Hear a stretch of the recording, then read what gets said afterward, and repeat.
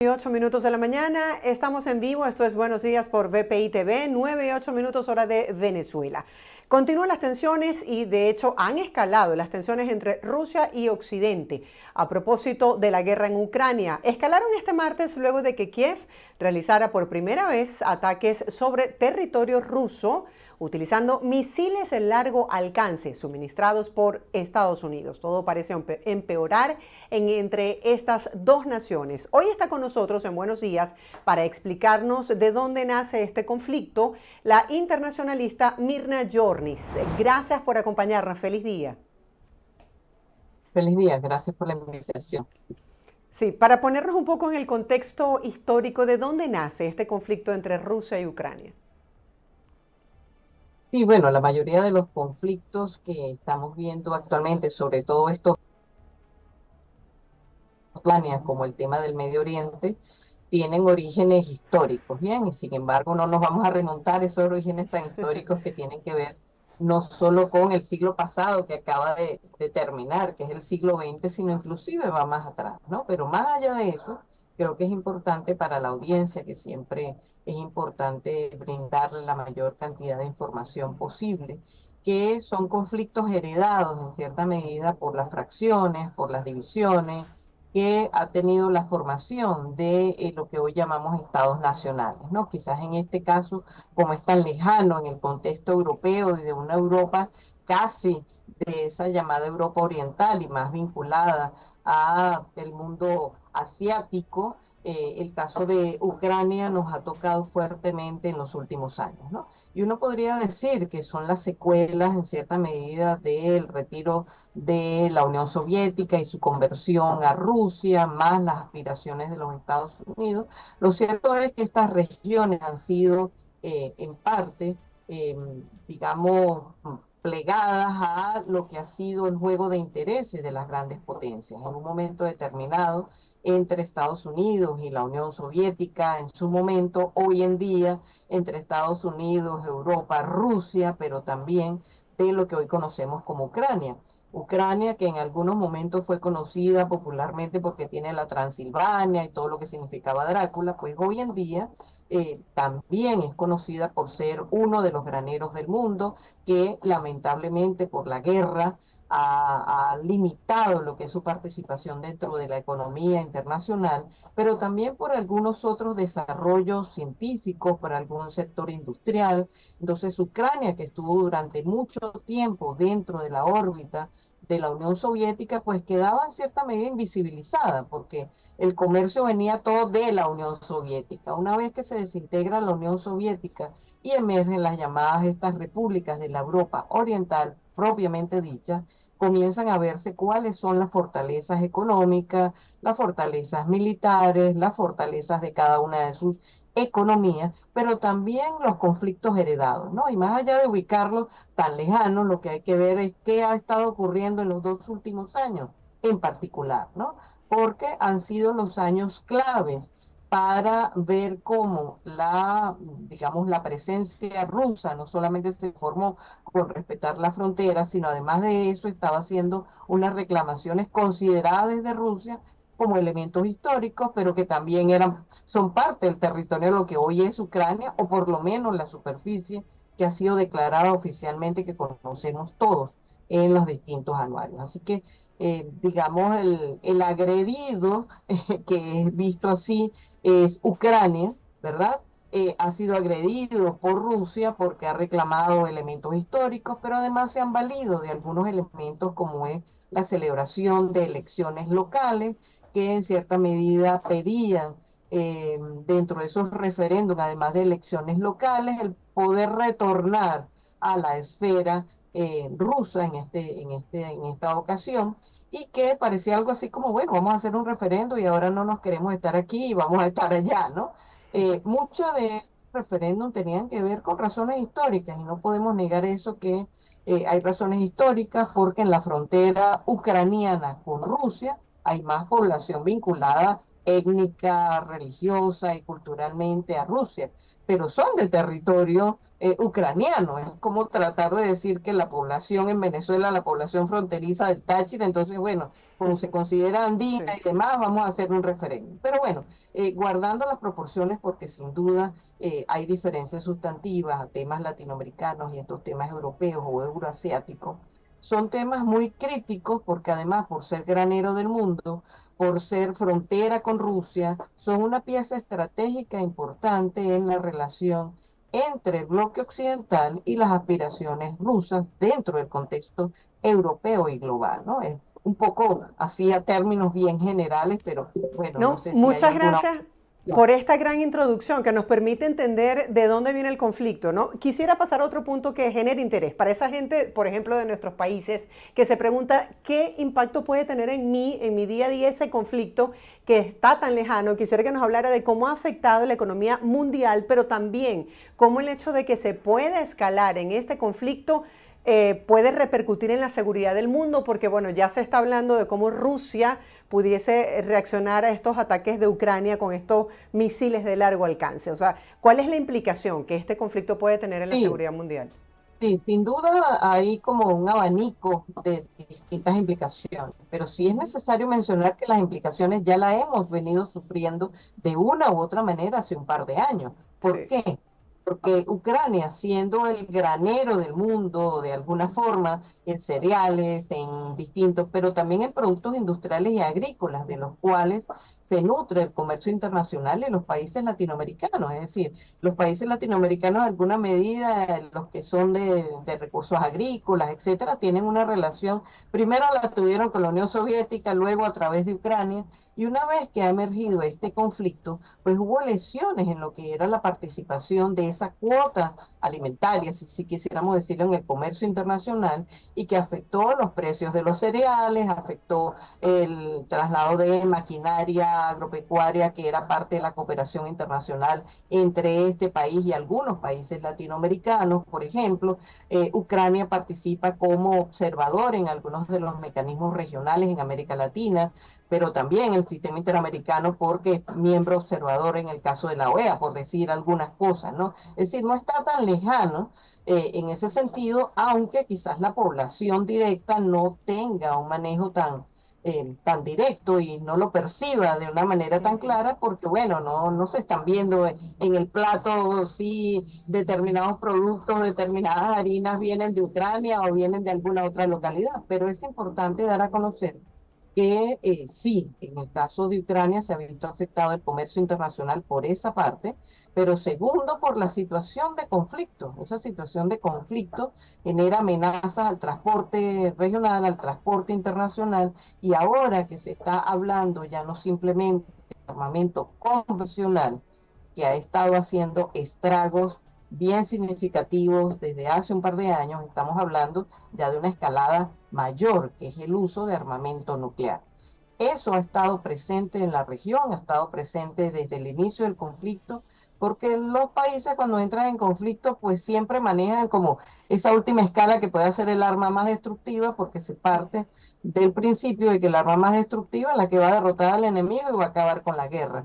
Pero arrancan otros elementos. Entonces, el hecho de que ahora sí se esté manejando de una manera más consistente y abierta el uso de armamento nuclear, obviamente que enciende las alarmas. Y enciende las alarmas por varias razones. Por los efectos sobre la producción, por los efectos sobre el transporte, por los efectos sobre la salud, porque si son, digamos, enviados o explotadas estos armamentos, no sé cuál es el elemento técnico que se maneja allí para cuando se hace explosión, pues eso es una amenaza general. Lo pudimos ver nada más con lo que fue las enfermedades, Sí. la pandemia, todo lo que eso es pandemia. Imagínense lo que significa armamento nuclear, que no va a tardar tantas horas en llegar, sino prácticamente es así como enviar un dron, ¿no? Me disculpan que a lo mejor las proporciones no son las mismas, pero hace unos 40 años enviar una bomba nuclear era tardar mientras se armaba, mientras se definía, mientras hacían todo el dispositivo y finalmente se decía vamos a apretar el botón, daba el tiempo a la negociación y a hacer muchas otras cosas como ocurrió en los años 60 con la crisis de los misiles en Cuba. Pero ahora cualquier dispositivo que se active para esto no son sino minutos. para que sea lanzado un cohete y que obviamente llegue al terreno y genere el impacto que lamentablemente nadie quiere. Claro, vemos noticias como estas. Dicen Suecia y Finlandia distribuyen entre sus ciudadanos guías para prepararse para la guerra. La situación es grave, aseguran. ¿Hasta dónde los países como por ejemplo Estados Unidos y Europa pueden intervenir para apoyar a Ucrania en este conflicto sin que represente un riesgo mundial? Miren, lo que pasa que no es solamente lo del grado de apoyo um, creciente que ha venido teniendo Ucrania por parte de Occidente, porque ya eso ha estado ocurriendo hace varios años. El asunto es el grado de apoyo, que ya no simplemente sea asistencia tecnológica, Ujú, que sea el mejoramiento del sistema de radares, que sean algunos otros elementos logísticos, sino el uso de los transportes que obviamente no es simplemente porque los use Ucrania, sino cómo es percibido este tipo de apoyo por parte también de la estrategia rusa en esta definición también de poderes geopolíticos dentro del mundo. Entonces, puede que hayan habido previamente, no lo sé desde el punto de vista técnico, porque debemos estar conscientes de que no toda la información, a pesar del esfuerzo que hace el periodismo y de ujú. todas las Sí. tecnologías para estas cosas, hay informaciones que no manejamos porque son decisiones de los grandes poderes y de la, digamos, de los sitios que están operando para el dispositivo militar. Pero sin duda que estos elementos cada vez son más amenazantes a Ujú. una confrontación de impacto más global de lo que ya lo ha tenido. Y eso sí es importante señalarlo, porque ya hay un efecto global de esto en la economía, en el sistema, como dije, el comercio de los granos, en el comercio de maquinaria industrial. Lo que pasa es que como hay distintos proveedores, pues los países también hacen sus jugadas para que cuando hay un proveedor que no está suministrando determinados materiales, pues van buscando otros mercados. Pero en este caso, eh, el recrudecimiento de las operaciones militares trae implicaciones pues bastante altas. Y quizás el contexto de entes decisores, llamémoslo así, como es el caso del cambio de administración que se está Ujú. gestando en los Estados Unidos, también hace prever, bueno, es una situación de transición, realmente una jugada que está haciendo Biden a los republicanos o es parte del juego de poder que independientemente de que haya demócratas o haya de republicanos, son intereses estratégicos de Estados Unidos. Sí, justamente uno se pregunta cuál es el motivo de cada acción, porque si ya Putin con plena anticipación había dicho cuáles serían las consecuencias si se le suministraba este tipo de misiles de alto alcance, ¿por qué se da la dotación justo saliendo en esta gestión de gobierno? Es decir, es como dejar como la candela un poco prendida, ¿no? Sí, bueno, eso pudiera ser la interpretación, pero también tenemos que contar, porque bueno, hay interpretaciones que si son desmanes de locura, que si es una jugada de los Ujú, demócratas para los republicanos, etcétera. Miren, el contexto doméstico obviamente que tiene algunas implicaciones, pero debemos recordar, con esto no estoy justificando, solo estoy sí, dando elementos para claro, claro. comprender. Son segmentos, pueden haber muchas otras, sin duda, ¿no? Pero recordemos que la campaña electoral desde que se definió, porque fue larga en el caso de esa elección en los Estados Unidos, recordemos que no fue un proceso muy secuencial, ¿no? Es decir, el candidato presidencial por parte de los demócratas era el propio presidente en ejercicio. Todo lo que eso significó, el cambio de que no era el presidente en ejercicio, sino que renuncia, entra Kamala Harris. Es decir, Ujú. todo eso hace también retrasar, entre comillas, ciertas decisiones de política internacional y de política estratégica que pudieran haberse estado manejando en el caso de los Estados Unidos en su apoyo a Ucrania. Yo quisiera simplemente recordar, no recuerdo en este momento exactamente la fecha, pero dos visitas que hiciera Zelensky a los Ujú. Estados Unidos, una de manera oficial que lo hizo tanto para encontrarse con el presidente Biden en Ujú. Washington y Sí. asistir a una sesión en el Parlamento, pero otra en donde también se entrevistó con el ya candidato presidencial Donald Trump en el estado de la Florida, de manera de que hay cosas que hay que ir hilando para que veamos que no son decisiones ocurrentes y que son decisiones que para fastidiar al nuevo Sí, presidente. Y me, hay me una gustaría, correlación. Si me permite que habláramos de eso, ¿cuál pudiese ser la política exterior de Donald Trump en relación a esta materia? Porque hay que destacar que el presidente Biden ha sido un gran aliado apoyando a Ucrania y justamente veíamos al presidente Zelensky haciendo esta advertencia. Dice, Zelensky advirtió sobre las graves consecuencias de recortar la ayuda militar de Estados Unidos a Ucrania. Dijo textualmente, perderíamos la guerra. Claro, el tema es que el aguante que ha tenido Ucrania, y no lo sabemos porque también las distancias geográficas y las preocupaciones que todos tenemos, lógicamente, por preocuparnos más por asuntos más domésticos y cercanos que tan lejanos, a menos que lleguen las Sí, implicaciones muy amplias, ¿verdad? Pero, a ver, eh, todas esas advertencias han sido hechas desde el momento en que comenzaron, digamos, a expandirse de una manera más clara las operaciones militares rusas sobre territorio ucraniano. No, no estamos hablando de 2 días ni nada por el estilo, estamos hablando de un tema que tiene ya, solo que ha recrudecido en los últimos tiempos porque sí. obviamente todas las guerras primero tienen un desgaste. Y un desgaste desde el punto de vista del uso de los recursos económicos, humanos, tecnológicos, que se desvían a esa ayuda y que no se están dedicando a otras cosas, no solamente en lo doméstico, en los Estados Unidos, que también pudieran reclamar, bueno, estamos mandando tanto armamento y aquí tenemos pobreza, porque muchas personas pueden creer que los estados son todos, que en Estados Unidos todos son ricos, todos tienen un Sí. estándar. No, en Estados Unidos también hay indicadores de pobreza que no son solamente los migrantes, son propios estadounidenses que Ujú. tienen niveles de pobreza críticos. Entonces, esas cosas no salen a relucir porque a los gobiernos no les gusta ser Sí. calificados en negativo y por lo tanto ni demócratas ni republicanos hacen uso de eso, pero sí lo ven en sus campañas electorales cuando señalan cuáles son los programas de acción social, etcétera, etcétera. Con esto lo que trato de señalar es que no necesariamente es una jugada que le está haciendo Biden a Trump, porque repito, aquella visita que hiciera, no recuerdo en este momento la fecha exacta, que hiciera Zelensky a los Estados Unidos, en donde se manejó entre Washington y la Florida, bueno, debe dar un indicativo de que no son acciones que los agarran desprevenidos. Por lo tanto, deben estar haciendo algunas otras previsiones.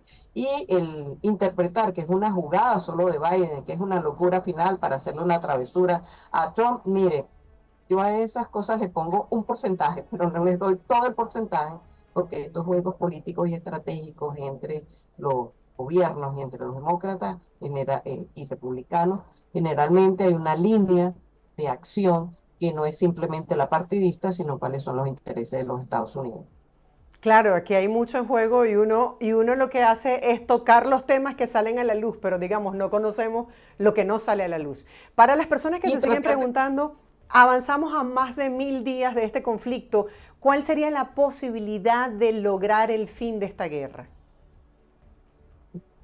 el tema no es solo lograr el fin de la guerra, sino en qué términos, Ujú. porque algunos podrían decir que la escalada desde el punto de vista de armamentos podría llegar a un punto en que los decisores, en este caso, si pudiéramos decir los máximos decisores, Zelensky y Putin, que son los involucrados directamente en el conflicto, interpretaran que el costo es demasiado alto para la decisión que tomaran de usar determinado armamento, pero no solamente está en función de cuáles sean los valores o elementos que tomen en cuenta Zelensky eh, y Putin, sino digamos, los otros juegos de intereses, porque ningún líder, sea desde el más pequeño hasta el más alto, toma solo los intereses propios y emocionales en el momento, sino que también algunos otros. Y algunos otros tienen que ver cuáles son las alianzas que se estén generando, el contexto en el cual se están generando. Por ejemplo, en el caso de Rusia, apostó mucho a que China era su aliado porque como tiene un conflicto de intereses económicos con los Estados Unidos,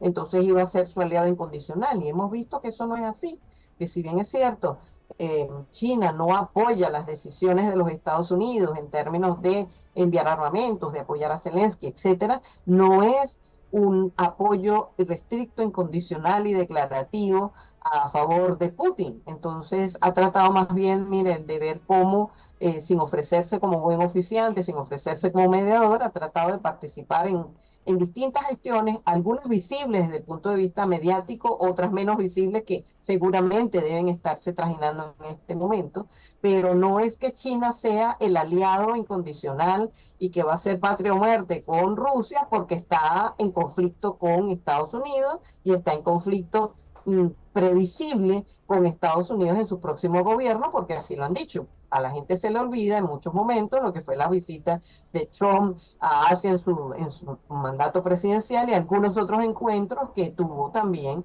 con Xi Jinping de China. Entonces, las visiones de una sola manera y 100% de que son aliados o son enemigos absolutos, creo que hay que matizarlos en esos casos, ¿no? Entonces, la decisión de Putin hasta ahora está clara, está además difundida, la posición de Zelensky también, y difunde cada vez más el hecho de que recibe ayuda porque es la manera de mostrarle a Putin de que lo que dice Occidente no es simplemente declaraciones, sino que en el terreno está el dispositivo militar montado, etcétera. Entonces, bueno, lamentablemente muchos de nosotros somos espectadores, algunos como analistas tratando de entender las jugadas, otros de una manera humana, tratando de pedir a las buenas energías a que le bajen los ánimos a estos decisores. Y bueno, de muchas maneras quisiéramos que el mundo fuera menos conflictivo Sí. y que tuviera más oportunidades para dedicar a actividades económicas, actividades de salud, actividades éticas, pero no podemos obviar estas realidades, ¿no? Sí, da mucha tristeza que en este siglo todavía los hijos le pregunten a uno, ¿hay probabilidad de una tercera guerra mundial? Porque es lo que escuchan y lo que perciben también en la calle, un poco hablando de estos escenarios. No escapa de ellos, no es Claro. una burbuja. Y además del costo económico, el costo humanitario de toda la gente que ha perdido la vida en medio de esta guerra. Un costo humanitario que no solamente va en una salud física, ¿eh? Y en el legado físico que se deja a la población, bien sea por enfermedades, bien sea por desnutrición, sino que también hay una dolencia cultural y emocional sumamente importante de pareciera jugarse a eso, a no creer en los esfuerzos de cuando día a día también queda demostrado que las acciones conjuntas, coordinadas, que no tenemos que parecernos ni ser iguales, sino simplemente entender que los elementos de colaboración y cooperación también son pertinentes, sino, bueno, ¿cómo se justificaría el poder apoyar la labor de la Cruz Roja Internacional o la labor de los grupos humanitarios? Y sin embargo son persistentes, y por lo menos en lo particular trato de colocarlas en relieve porque es la otra cara. Es la otra cara de no resignarse a que la tendencia de conflicto es la única, sino que también hay que trabajar por otros intereses y por otros objetivos, ¿no? Claro, gracias por estar con nosotros y darnos esta clase magistral sobre un conflicto que está en desarrollo. Esperemos que lleguen al final de esta guerra y que el costo no sea el peor para los ciudadanos que están involucrados en este proceso. Gracias por estar aquí. Buen día. Gracias a ustedes. Estábamos conversando el día de hoy con Mirna Yornis. Ella es internacionalista con una vastísima experiencia en estos temas que nos pone de relieve las diferentes implicaciones de todas estas decisiones que se están tomando por parte del gobierno de los Estados Unidos, lo que ha anunciado Trump en cuanto a la política exterior en relación a un conflicto que muchos de nosotros podemos sentir lejano, pero que tiene sin duda alguna un impacto en lo económico, en lo político y también que pudiese tenerlo en materia de seguridad. Hacemos a esta hora una breve pausa comercial, ustedes no se aparten. Al regreso mucho más de Buenos Días por VPI TV.